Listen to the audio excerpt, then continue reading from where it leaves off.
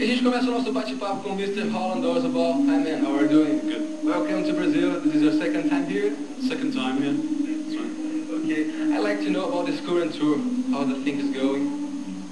Well, it's we've been going now roughly about 3 months, and we've been through the States, and we then went to Europe, and now we're doing more shows in Brazil, I think, than in any other country apart from the States. Yeah. Do you have an idea how many countries have you visited with this tour? You said that you start in US and after Europe.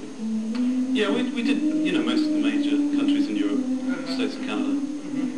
And which was the best gig in this tour? Best gig? Yeah, it's a hard question. It's a hard question. I think the one that will probably stay in my mind was probably Salt Lake City in the States, simply because, I mean, we weren't expecting anything from Salt Lake. Was remarkable. It was like Beatlemania. People of all ages, high-pitched screaming, very weird. Yeah. Apart from that, we just before we came to Brazil, we played a free gig in Paris in the Place de la République, and there was about 10,000 people came along, and it was fantastic. Essa foi só a primeira parte do bate-papo com Holland Orzabal do Tears for Fears aqui no Palco MTV. Daqui a pouquinho tem mais história, fique ligado. Por enquanto a gente vai com Tyrannosaurus Rex, 20th Century Boy, ao vivo no palco. Second time here in Brazil. You played here first in 1990. Yep. I think it was with Big Chair Tour, isn't it? No, it was Caesar Love. Caesar Love. Caesar Love. How do you feel the audience? Sorry? How do you feel the audience, Brazilian audience, for the first time here? Well, I think, I mean, this might sound a bit strange, but the main difference between the Brazilian audience and everywhere else is that the Brazilian audience are very effervescent, if you know what I mean. They're kind of very excited, but it's kind of, it doesn't continue. So you have to keep sort of throwing stuff at the audience to keep them. We want more, we want more. Keep them going. And other countries probably are less hysterical, but a little more consistent. Right. You're different in a different way, in a different situation, a different place. You play for the first time in a big festival arena, and now you're going to play in a small place like this. What do you consider, in your point of view, the most exciting situation? What do you prefer? Well, you know, when you play the big festivals, it's kind of slightly impersonal, and you don't really have a lot of responsibility for the show.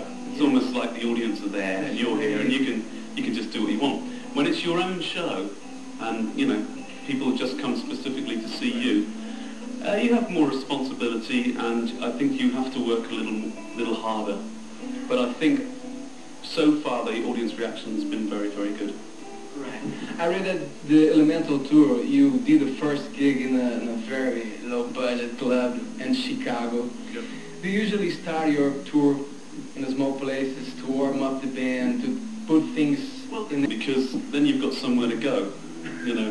And we started on the Elemental Tour playing small places because it was basically subsidized by the record company, and it was just to go around branches and get people interested. Yeah. Do you get nervous with the beginning of the tour, or is it okay for you? No, you get nervous before the first gig. And what's really strange is all you've been thinking about is the music. And you've been working to get it absolutely right, and you've been playing to nobody.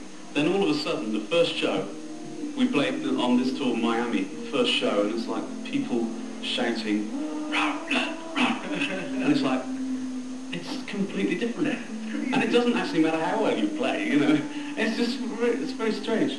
Right. Which do you consider, Holland, your best concert, your most important touring? Six of Love, we have Big Chair, Elemental, and the first one, The Hunting. Which do you consider the best one, the most important one?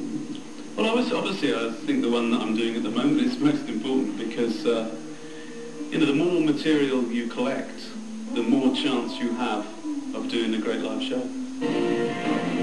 Ainda temos mais uma parte desse bate-papo com Holland Orzabal aqui no Palco MTV. Por enquanto a gente segura e coloca na roda The Police com Walking on the Moon. Separation is not in a friendly mood. I'd like to know, how do you handle the situation in the stage to hide to the audience this fighting atmosphere, this fighting... This tutorial. Well, we didn't, the thing is, we didn't hide it very well. That was the problem. And I mean, it was funny because in Italy, everyone kept noticing that we weren't sort of even looking at each other when we were playing, you know. And, no, I mean, it doesn't matter what I have done, because it's difficult. You were a duo. Yeah, well, we were and we weren't. I mean, the thing is, we didn't write songs together. I used to write the songs pretty much on my own and then make the records with other people. I mean, the relationship between me and Kurt was to do with an image, promoting the thing. He would do a lot of interviews, he'd do all this stuff. I wouldn't have to, and it was really wonderful. But, you know, I think if we'd had a strong musical relationship... In this topic, which do you consider the worst gig? Tears for Fears. Tears for Fears' worst gig? Well, the worst gig for me was probably in New Zealand in 1985, because there was a lot of gutter press stuff going on at home about my father, and it was just upsetting me and the whole family, and I had to go on stage, and you know, I died on stage basically, you know, but I'm still here. Do you like to play with other artists in live performances? Only if they're well rehearsed. Yeah. Only with rehearsed. Well, we did a show in called Terra Tartar in France, and we had Julian Lennon doing a duet. And you have always any special guest? No, not really. I mean, it depends on availability. All right. Is there any artists that you wish you had played with? I'd love to play with Alanis Morissette, but maybe alone. Yeah. You played with this tour here in Brazil, in Porto Alegre, in Rio, where you're going to play after this gig in São Paulo. We're doing 4 shows here in São Paulo, and then it's Brasilia. And then it's goodbye. And goodbye, and then playing it's off to Argentina, Chile, right? Colombia, and Puerto Rico. Okay, man. Have a good show here in Brazil. Have a good tour. Have a good South America tour. Thank you very much. See you. Have a good show.